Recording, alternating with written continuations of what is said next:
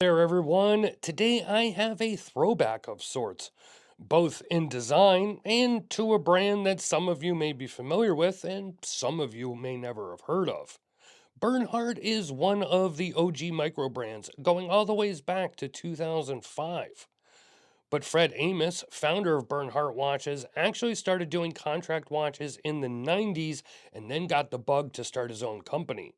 Many of us older folks like me, or just those that have been in this watch collecting game for many years, will remember the Binnacle Diver, the Corsair, and the Anchor, and of course dealing with Fred, which was always a pleasure.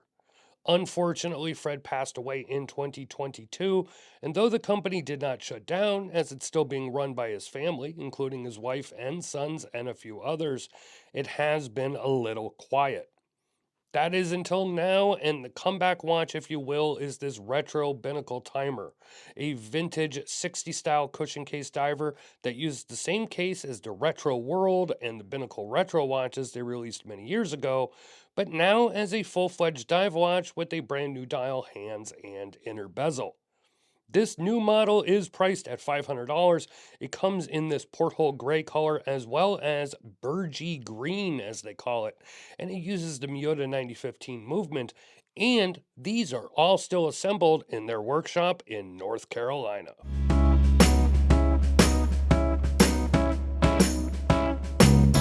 So this isn't exactly a new watch, but yet it kind of is. And since I never reviewed the Retro World Timer, it is new to me, and I've always been a fan of Bernhardt watches, and I love that they are starting to put out some newer models. On screen are all the specifications, and you'll see that while this case does look a little chunky, it's only 41 millimeters and just 13 millimeters thick.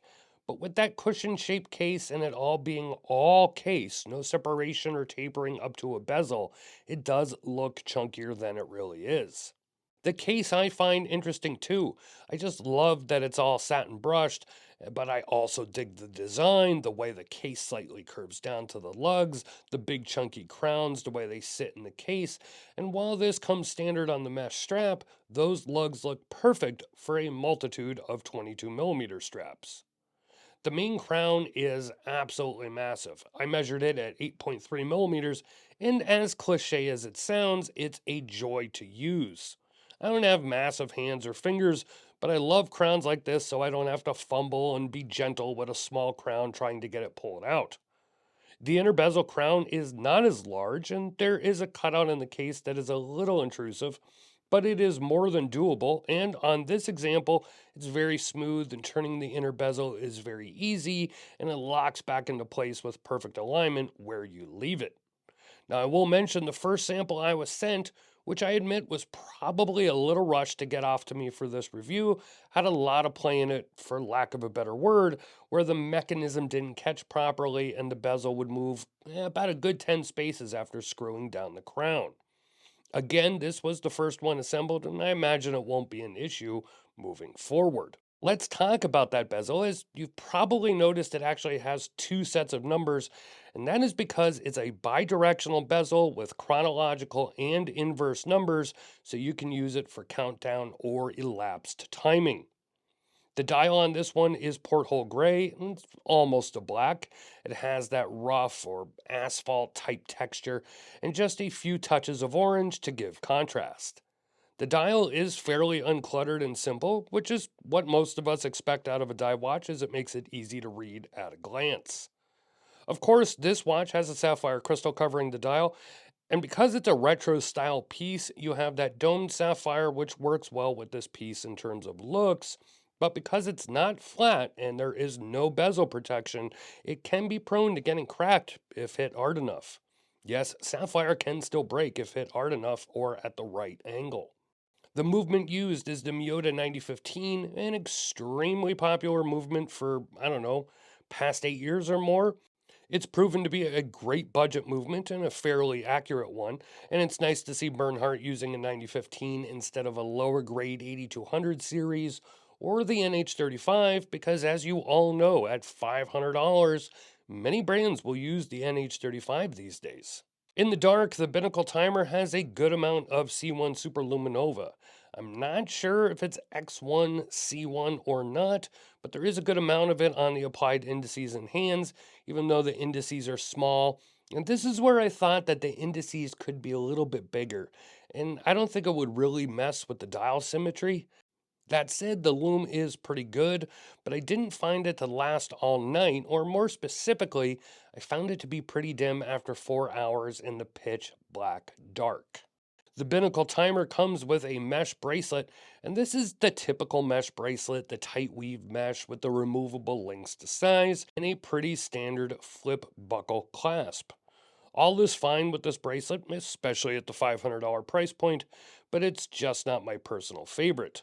It does have a good amount of room on size though, so it should fit up to at least an 8-inch wrist or 20.32 centimeters, as my wrist is 7.5 inches or 19.05 centimeters.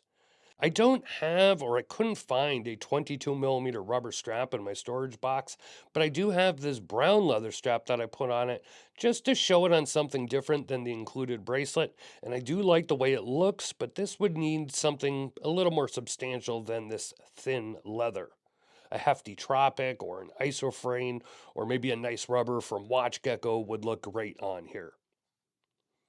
I like how the watch head sits on my wrist as well. I don't find the large crowns digging into the back of my hand. And with the flat case back and just overall design of this case, this is a comfortable piece on my wrist. The actual case of this Binnacle Timer may be a little long in the tooth, as I found examples of this case going back to 2013.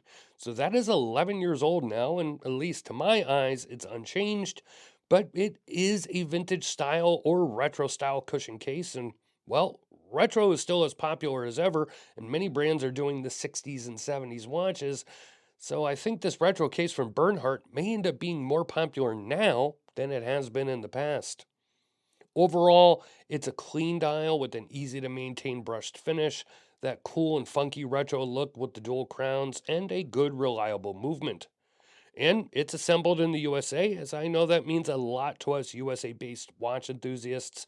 And let's face it, that is definitely not the norm these days. If you want to see more about this piece, head to the description for a link to my written review and a link to the Bernhardt website.